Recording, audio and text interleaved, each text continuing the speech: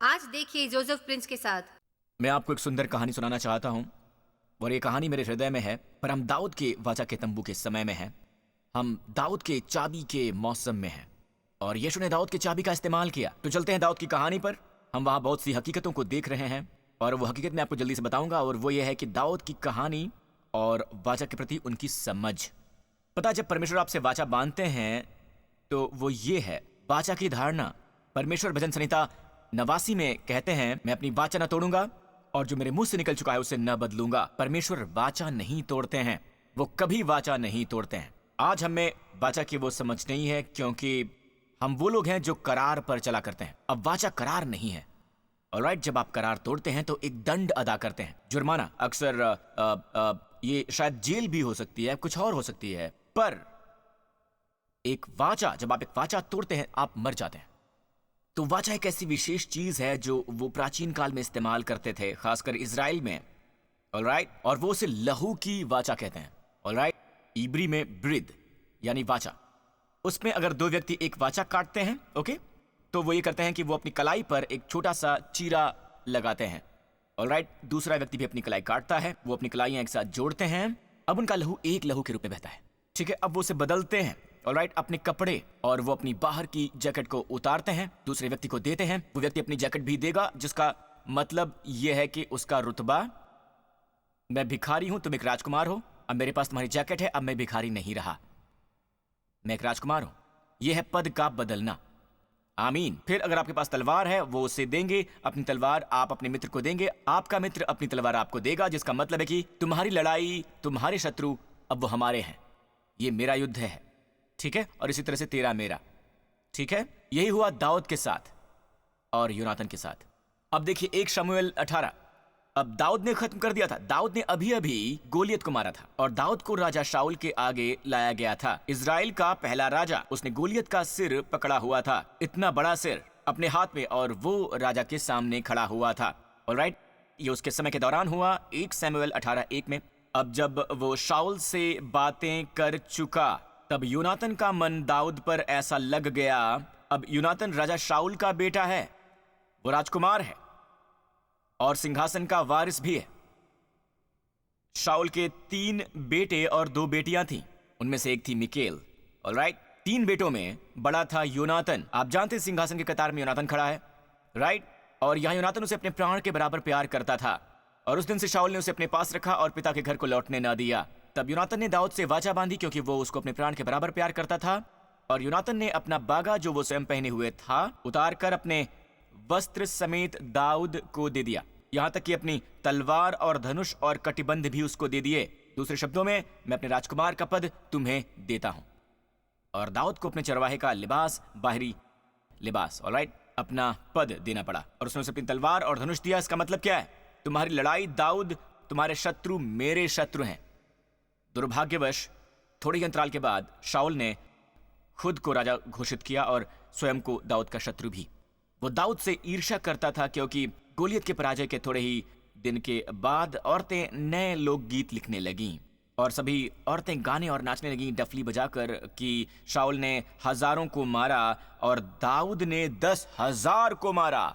और ये एक तरह से इश्तिहार बन गया, ये उनका नंबर 1 गाना बन चुका था इजराइल में उस वक्त का। और जब शाऊल ने वो गाना सुना, वो इतना क्रोधित हुआ, बाइबल कहती है उस दिन के बाद से उसने दाऊद पर कड़ी नजर रखनी शुरू कर दी। और राजा शाऊल ने क्या किया? जब वो दाऊद से ईर्ष्या कर रहा था, बाइबल कहती है कि एक दुष्ट आत्मा उस पर आ गई। वो असुरक्षित महसूस कर रहा था, दुष्ट आत्मा उस पर नाजिल हो गई और दाऊद वीणा बजाता था। ठीक है, और ये उससे पहले की बात है जब दाऊद ने गोलियत को मारा था। जब दाऊद वीणा बजाता था तो दुष्ट आत्मा चली जाती थी, पर इस बार, ठीक है, जब वो और ज्यादा पागल हो गया और क्रोधित हो गया बहुत ही ज्यादा, और उसने अपना भाला लिया और दाऊद पर चलाया और दाऊद नीचे झुक गया। तो दाऊद ने यूनातन को बताया कि अब वो यहां नहीं रह सकता, और यूनातन ने उससे एक वादा किया। यहां देखिए 1 शमूएल 20:14 में उसने दाऊद से कहा, और न केवल जब तक मैं जीवित रहूं तब तक मुझ पर यहोवा की सी कृपा ऐसा करना कि मैं ना मरूं, परंतु मेरे घराने से भी अपनी कृपा दृष्टि कभी न हटाना, वरन जब यहोवा दाऊद के हर एक शत्रु को पृथ्वी पर से नाश कर चुकेगा तब भी ऐसा न करना। क्या बात है, इसमें उसका पिता भी शामिल था, क्योंकि पिता ने स्वयं को दाऊद का शत्रु बना लिया था। यूनातन को दाऊद का भविष्य दिख गया था, अंदर ही अंदर। अब ये मत भूलिए, जब राजा शाऊल मरेगा तो गद्दी कौन संभालेगा? सिंहासन का उत्तराधिकारी कौन है? यूनातन। सब लोगों में कहा जाए, ठीक है, तो यूनातन को दाऊद से ईर्ष्या करनी चाहिए थी, पर यहां यूनातन दाऊद को प्रोत्साहित कर रहा है कि वो एक दिन राजा बनेगा, परमेश्वर उसके शत्रुओं को काट डालेंगे। पर जब ऐसा हो तो दाऊद, मुझ पर दया करना मत भूलना, परमेश्वर की दया मेरे और मेरे परिवार के ऊपर। वो यहां कहता है कि उसके जाने के बाद भी ये जैसे उसके हृदय में खटकता है, वो जानता है वो मरने वाला है। वो कहता है मेरे परिवार को मत भूलना, उन पर अपनी दया दिखाना। अब ये शब्द दया वहां इब्री में शब्द है हेशेड, ये शब्द है अनुग्रह। तो दाऊद, मेरे परिवार से अपना अनुग्रह मत हटाना। अब अगले दिन दाऊद के लिए अंतिम मौका था ये कहने का। यूनातन कहता है कि चलो देखते हैं कि क्या मेरा पिता प्रायश्चित करता है, हमारे बारे में अपना मन बदलता है। ऑलराइट, तो दाऊद अभी महल में वापस मत जाओ, मैं कुछ धनुष मार चलाऊंगा, मेरे पिता वहां पर होंगे, मैं देखूंगा अगर हमारे पिता ने तुम्हारे प्रति अपना हृदय परिवर्तन नहीं किया तो मैं 3 बाण आसमान में चलाऊंगा, ठीक है, और फिर मैं अपने पहरेदारों को कहूंगा कि जाकर वो उस बाणों को वापस लेकर आएं। अगर मैं कहूं कि बाण एक तरफ हैं, अगर मैं पहरेदारों पर चिल्लाऊं बाण एक तरफ हैं दाऊद, तो उसका मतलब क्या होगा? वापस आ जाओ, ठीक है, दाऊद वापस आ जाओ, मेरे पिता ने अपना हृदय बदल लिया है, ठीक है। अगर मैं बहुत दूर बाण चलाता हूं और मैं अपने पहरेदारों को कहता हूं कि जाओ जाकर बाण लेकर आओ, वो बहुत दूर हैं, मतलब हो कि दाऊद दूर चले जाओ और वापस मत आना, यूनातन ने कहा। तो अगले दिन उसने बाण चलाए। उसने सबसे पहले रात में अपने पिता से एक बार फिर दाऊद के बारे में बात की, और इस बार पिता ने भाला उठाया और पिता ने भाला यूनातन की ओर लक्षित किया, और यूनातन जान गया। यूनातन अपने पिता के व्यवहार के प्रति बहुत शर्मिंदा हुआ, दाऊद के प्रति अपने पिता के व्यवहार से वो बहुत शर्मिंदा हुआ, ठीक है, और यूनातन जान गया कि अब दाऊद महल में वापस नहीं आ पाएगा। तो अपने धनुष बाण के अभ्यास में उसने 3 बाण चलाए कहीं दूर, और शायद उसकी आंखों में आंसू रहे होंगे जब उसने अपने पहरेदारों पर चिल्लाया कि भागो, वापस मत आना। और ये बाइबल में लिखा हुआ है। पता है, जब मैंने ये पढ़ा कल अपनी तैयारी के दौरान, तो मुझे ऐसा लगा कि यूनातन के आंखों में जरूर आंसू रहे होंगे। भागो भागो भागो और वापस मत आना। पिता ने सोचा कि वो पहरेदारों से ये कह रहा है, पर आप जानते हैं दाऊद ने क्या किया? दाऊद झाड़ियों में ही रुका रहा जब तक कि पिता चले नहीं गए। और बाइबल कहती है यूनातन वहां नीचे देखने को गया कि क्या वहां दाऊद है, और उसने दाऊद को देखा और दाऊद रोया गले लगाकर, और अंतिम बार था जब उन्होंने एक दूसरे को देखा। ओके, और बाइबल हमें बताती है बार बार, आपको दाऊद की कहानी पता है, वो आडुलम की गुफा में गया और 3D सेना उसके पास आई। हर कोई संकट में था, कर्ज में था, असंतुष्ट था। वो उसके बलशाली सैनिक बन गए, वो अपनी जान देकर दाऊद की रक्षा करते, वो दाऊद के प्रति वफादार थे। अब मैं ये क्यों कह रहा हूं कि दाऊद वाचा को जानता है? क्योंकि अगर हम वो समझे जो उसने समझा, यानी आप और मैं, तो हम उस वाचा को समझ जाएंगे जो हमारी परमेश्वर के साथ है। शाऊल मनुष्य जाति का प्रतिनिधित्व करता है। हम वो बातें कर रहे हैं जो हमें तबाह करती हैं और हम इसकी परवाह भी नहीं है। पर शाऊल के परिवार से, मनुष्य जाति से, वहां एक नौजवान था जिसका नाम था यूनातन। यूनातन एक चित्र है योनाटन का इब्री में, जिसका मतलब है परमेश्वर का वरदान। वो दिखाता है यीशु मसीह को। मत भूले कि यीशु मसीह आए मनुष्य के रूप में। बाइबल कहती है उनका शरीर पापी देह के रूप में था, पापी देह के रूप में। उनकी देह पापी नहीं थी, वो पापी देह की समानता में आए थे। वो हमारे बीच जिए एक मनुष्य के रूप में। वो दाऊद के परिवार से थे। यीशु आए मनुष्य जाति का प्रतिनिधित्व करते हुए, पर उनमें कोई पाप नहीं था। वो हर पाप से अनजान थे, उन्होंने कोई पाप नहीं किया। आमीन। और दाऊद कौन है? दाऊद परमेश्वर का चित्र है, ठीक है। दरअसल जकरिया 12 में एक वचन है जिसमें लिखा है कि दाऊद का घराना परमेश्वर के समान होगा। तो इस तरह टाइपोलॉजी में, ठीक है, दाऊद एक मनुष्य है पर वो परमेश्वर का चित्र है। क्या आप समझ पा रहे हैं? तो पिता परमेश्वर, पिता पुत्र और मनुष्य जाति ने एक वाचा बांधी, ठीक है। हमारी नई वाचा व्यवस्था की वाचा नहीं है जो मूसा ने बांधी थी इजराइल की तरफ से। वो थे त्रुटिहीन परमेश्वर पापी मनुष्य के साथ। आप में से कितने जानते हैं ये सालों से परे की बात है, ठीक है, और आप ये जानते हैं कि वो इसे तोड़ेंगे। ठीक है, 1 महीना भी नहीं बीता होगा, 1 हफ्ता भी नहीं। वहां एक सोने का बछड़ा है। वो वाचा थी, व्यवस्था की वाचा। 10 आज्ञा थी कि परमेश्वर वाचा काट रहे हैं पापी मनुष्य के साथ में, पापी मनुष्य के साथ। तो हमारी नई वाचा, और इस नई वाचा की मुख्य धारा है कि मैं तुम्हारे अधर्म के प्रति दयावान रहूंगा और तुम्हारे पाप को मैं और स्मरण नहीं रखूंगा, जिसके कारण जो यीशु ने किया। और ये वाचा, ये नई वाचा काटी गई है परमेश्वर पिता और मनुष्य के बीच में। पर कौन सा मनुष्य? संपूर्ण मनुष्य, परमेश्वर पुत्र यीशु मसीह। इस मामले में हम परमेश्वर के रूप में नहीं देखते हैं, हम मनुष्य के रूप में देखते हैं, और जो हमारा प्रतिनिधित्व करता है। कितने समझते हैं ये बात? तो जैसे दाऊद और यूनातन ने वाचा काटी, ओके, ठीक इसी तरह परमेश्वर ने आपके साथ वाचा काटी है। पर पास्टर, मुझे याद नहीं कि मैंने परमेश्वर के साथ वाचा काटी हो, आपके प्रतिनिधि के द्वारा, और उसका नाम है यीशु। ठीक है, आप स्लीपिंग पार्टनर हैं, आप बेनिफिशियरी हैं। क्या आप समझ पा रहे हैं चर्च? ठीक है, आगे चलते हैं। समय आ गया जब दाऊद जिगलैग में था। फलिश्तियों ने एक बार फिर से हमला किया। अब मैं आपको यह बताना चाहूंगा, इस पूरे समय दाऊद ने राजा शाऊल को सम्मान दिया, और दाऊद ने उस वाचा का भी सम्मान किया जो उसने उसके पुत्र यूनातन के साथ बांधी थी। ऑलराइट, वो कभी शाऊल पर उंगली भी नहीं उठाएगा और ना ही उसे कभी मारेगा। पर शाऊल ने अपनी मूर्खता की वजह से दाऊद को दूर भगा दिया। दाऊद और उसके बलशाली सैनिकों ने इजराइल को हरा दिया होता। तो दाऊद इस समय के दौरान जिगलैग में था, जो इजराइल से बाहर है, और उसी उचित समय पर फलिश्ती भी आ गए। उन्होंने अवसर को पहचाना और एक भयंकर युद्ध हुआ जो शाऊल और उसके शत्रुओं के बीच चला। और यूनातन अपने पिता के साथ अपने दोनों भाइयों सहित इस युद्ध में आ गया। वो गिलबोआ पर्वत पर युद्ध करने के लिए गए, और इस पर्वत पर यह युद्ध और भी भयंकर हो गया। यूनातन मर गया, उसके दोनों भाई मारे गए। वो अंत तक उसके पीछे पड़े रहे। फलिश्ती राजा शाऊल का पीछा करते रहे, जिसके पास लौटने का कोई भी रास्ता नहीं बचा था। उसने अपनी तलवार निकाली और उसे खुद ही घोंप ली। बहुत साल आए और चले गए। बाय द वे, मुझे आपको ये बताना चाहिए, जब राजा शाऊल और उसके बेटे मर गए तो ये खबर महल में आई, ऑलराइट, कि राजा शाऊल मर गया है।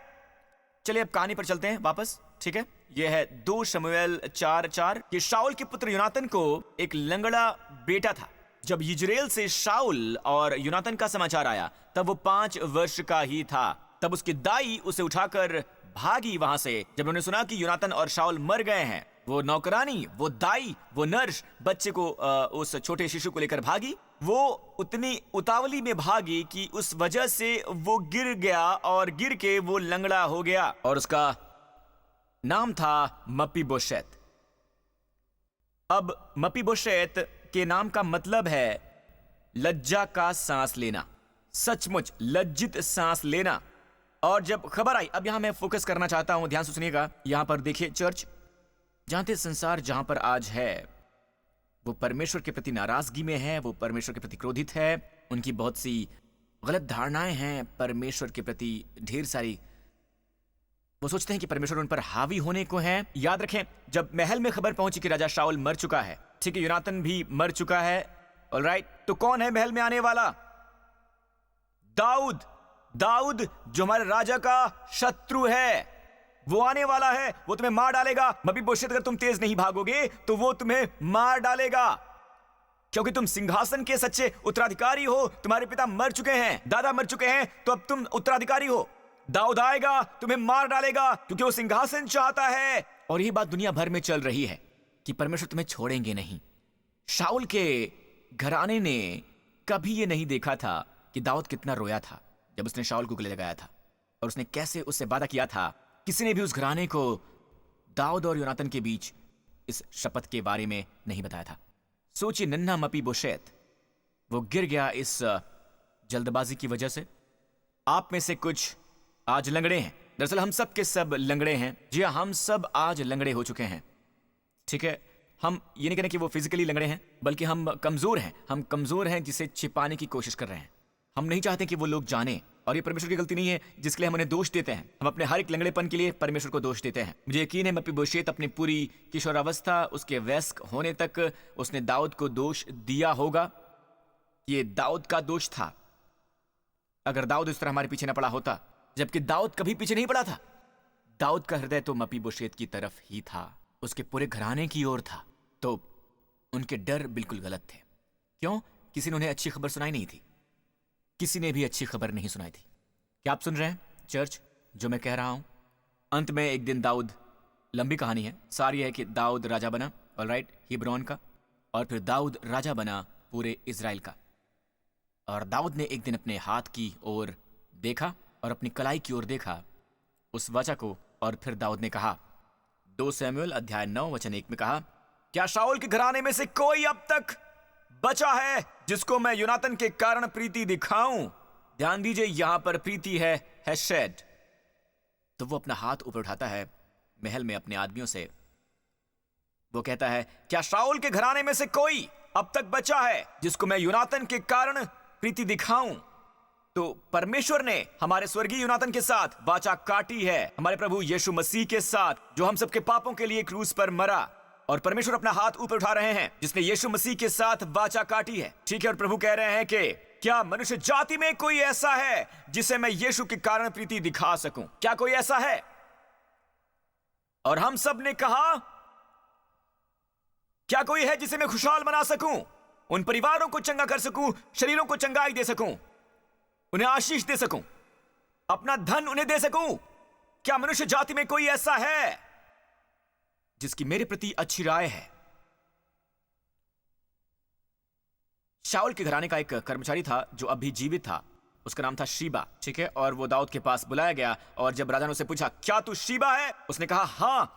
राजा ने कहा, क्या शाऊल के घराने में से कोई अब तक बचा है जिसको मैं परमेश्वर की सी प्रीति दिखाऊं या परमेश्वर का अनुग्रह? ठीक है। तो फिर शीबा ने राजा से कहा, हां, योनातन का एक बेटा है जो लंगड़ा है, जो अब तक जीवित है। तो राजा ने कहा कि वो कहां है? शीबा ने कहा, वो लोदबार नगर में है, जहां कोई घास का मैदान नहीं, ना कोई खबर पहुंचती है। तब राजा ने दूत भेजकर उसको लोदबार से अमीएल के पुत्र माकीर के घर से बुलवा लिया। अब देखिए, जब मपीबोशेत योनातन का पुत्र और शाऊल का पोता दाऊद के पास आया, मुंह के बल गिर के दंडवत किया। दाऊद ने कहा, हे मपीबोशेत। उसने कहा, तेरे दास को क्या आज्ञा है? पहली बार दाऊद ने उस पर नजर डाली, शायद वो योनातन की तरह लगता हो, आखिर वो उसका बेटा था मपीबोशेत। वो कहता है, तेरे दास को क्या आज्ञा? दाऊद ने उससे कहा, मत डर, मत डर, तेरे पिता योनातन के कारण मैं निश्चय तुझको प्रीति दिखाऊंगा। आप सब लोग इसे सुनिए, परमेश्वर आपसे कह रहे हैं, मैं अवश्य ही तुम्हें प्रीति दिखाऊंगा और तुम पर दया करूंगा यीशु के कारण। आप सबको, अगर आप बीमार हैं, आपको चंगाई चाहिए, आप इन शब्दों को सुनिए, मैं निश्चय ही तुम पर दया दिखाऊंगा, मैं निश्चय ही तुम पर अनुग्रह करूंगा। किसकी वजह से? यीशु की वजह से। और तेरे दादा शाऊल की सारी भूमि तुझ पर फेर दूंगा। तू मेरी मेज पर नित्य भोजन किया कर। पता नहीं आपको यह मालूम है कि नहीं कि हर रविवार यहां परमेश्वर की मेज पर भोज ग्रहण करने का सौभाग्य क्या होता है, महत्व क्या होता है। यह असल में एक शाही दावत है जो केवल राजकुमार और राजकुमारियों के लिए होता है। पता नहीं आप समझ पा रहे कि नहीं, ये एक शाही मेज है जो परमेश्वर ने वहां बिछाया है आप सबके लिए, क्योंकि परमेश्वर याद करते हैं कि उनके पुत्र ने क्या किया। उसने दंडवत करके कहा, तेरा दास क्या है कि तू मुझे ऐसे मरे कुत्ते की ओर दृष्टि करे। याद करें लज्जा बहाराना। जब आप लज्जा में रहते हैं, आप लज्जा की सांस लेते हैं, लज्जा की बात करते हैं, आप स्वयं को कुत्ता समझते हैं। मैं बेकार हूं पास्टर प्रिंस, आप नहीं जानते मैंने कितनी बड़ी गलती की है, मैं बुरी तरह से गिरा हूं, और वो सब भूल जाओ। वो तुम्हें दया नहीं दिखाएगा क्योंकि आप गिर गए थे। वो आपको दया दिखाएंगे यीशु की वजह से। मैं एक मरा हुआ कुत्ता हूं, यह तुम्हारे बारे में नहीं है। पर यह आसान हो जाता है जब आप स्वयं के बारे में ऐसा सोचते हैं जो लज्जा की सांस लेता है। लज्जा की सांस। जब आप उनके अच्छाई के बारे में सोचते हैं, आप उनके अनुग्रह का सोचते हैं, आप उनकी दया का सोचते हैं, आप उनके प्यार का सोचते हैं, बहुत आसान होता है खुद को भूल जाना और उनके प्रेम में खो जाना। आमीन।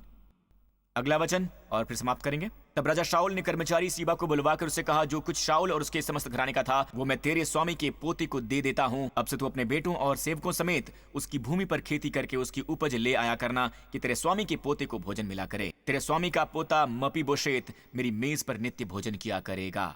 शीबा ने राजा से कहा, मेरा प्रभु राजा अपने दास को जो भी आज्ञा दे उन सबों के अनुसार तेरा दास करेगा। और इस तरह ये कहानी खत्म होती है। ऑलराइट, मपीबोशेत राजकुमारों की नाई मेरी मेज पर भोजन किया करे। अब अंतिम वचन, समय नहीं है, नीचे आते हैं अंतिम वचन 13 पर। तो मपीबोशेत यरूशलेम में रहता था। खैर मैं आपको ये दिखा दूं, अगला वचन 12। मपीबोशेत की भी मीका नाम का एक छोटा बेटा था। मीका मतलब जो परमेश्वर की तरह है। परमेश्वर के अनुग्रह लेने का परिणाम ये होता है कि आप कहते हैं परमेश्वर की तरह कौन है। चलो भी, कौन है? कौन है हमारे परमेश्वर की तरह? इसका परिणाम जो मपीबोशेत का अनुभव था। जानते हैं परमेश्वर कह रहे हैं कि सुनिए मेरी ओर देखिए। परमेश्वर हम सब से कह रहे हैं कि मैं तुम पर दया करूंगा, और न केवल तुम पर बल्कि तुम्हारे पुत्रों पर भी। क्या आप सुन रहे हैं? वाचा आशीष देती है आपके बच्चों पर और आपके बच्चों के बच्चों पर। हालेलुया। मेरे बच्चे आशीषित हैं, मेरे बच्चों के बच्चे भी आशीषित हैं। इससे पहले कि वो अस्तित्व में आए वो आशीषित हैं। ये परमेश्वर की प्रतिज्ञा है। ऑलराइट, तो मपीबोशेत, ये यहां अंतिम वचन है, वचन 13। और मपीबोशेत यरूशलेम में रहता था और वो राजा की मेज पर नित्य भोजन करता था। उसका अंत इस तरह होता है, वो दोनों पांवों पर पंगुला था। मतलब यह है कि मेज पर आने के लिए आपको संपूर्ण होने की आवश्यकता नहीं है, आपको परफेक्ट होने की आवश्यकता नहीं है आशीषों से खाने के लिए। आपको बस सीखना होगा आत्मा में चलना। जी हां, हम आत्मा में चलते हैं, पर हम में से कोई संपूर्णता की आत्मा में नहीं चलता है। और मैं आपको बता दूं, हम फिर भी खा सकते हैं। परफेक्ट होने का इंतजार मत करें, वरना इंतजार ही करते रह जाएंगे। हम खाते हैं और जो हम खाते हैं वो हमें बनाता है परफेक्ट, जिस भी क्षेत्र में हमें संपूर्णता की आवश्यकता हो। आमीन। मैं आपको बता रहा हूं चर्च, आप खाएंगे और आपका खाना आपको सशक्त करेगा। ये भोजन सशक्त करेगा, ऐसा जीवन जीने के लिए जो हर चीज को पार सके। चलो भी चर्च, प्रभु कह रहे हैं कि मैं निश्चय ही गौर करें 3 स्तरों के लिए, ठीक है? मैं निश्चय ही तुम पर दया करूंगा। मैं निश्चय ही, ना कि शायद ऐसा हो, बिल्कुल नहीं, निश्चय ही दया दिखाऊंगा तुम पर। हेसेड, स्वर्गीय योनातन के कारण अनुग्रह करूंगा। और सब लोगों ने कहा आमीन। प्रभु की स्तुति हो। Hallelujah, hallelujah, hallelujah. यीशु के नाम की स्तुति हो।